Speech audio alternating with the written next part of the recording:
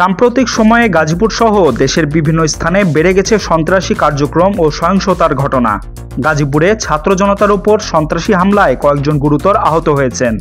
এই পরিস্থিতি নিয়ন্ত্রণে এবং সন্ত্রাসীদের দ্রুত আইনের আওতায় আনতে সরকার অপারেশন ডেভিল হান্ট নামে একটি বিশেষ অভিযান শুরু করেছে। শনিবার থেকে গাজীপুর সহ সারা দেশে যৌথ বাহিনীর সমন্বয়ে এই অভিযান পরিচালিত হয়।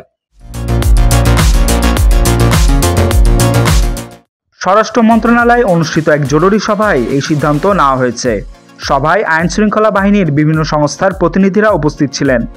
সিদ্ধান্ত অনুযায়ী যৌথ বাহিনী সন্ত্রাসীদের চিহ্নিত করে গ্রেপ্তার করবে এবং আইনশৃঙ্খলা পরিস্থিতি স্বাভাবিক রাখতে বিশেষ টহল জোরদার করবে। অপারেশন ডেভিল হান্টের মাধ্যমে সন্ত্রাসী কার্যক্রমে লাগাম টেনে ধরা হবে এবং সাধারণ মানুষের নিরাপত্তা নিশ্চিত করা হবে বলে আশা করা হচ্ছে। সরকারের এই পদক্ষেপ দেশের আইনশৃঙ্খলা পরিস্থিতি উন্নত হবে এবং জনগণের মধ্যে স্বস্তি ফিরে আসবে। সাম্প্রতিক সন্ত্রাসী হামলা ও সহিংসতার কারণে দেশের নিরাপত্তা পরিস্থিতি নাজুক হয়ে পড়েছে।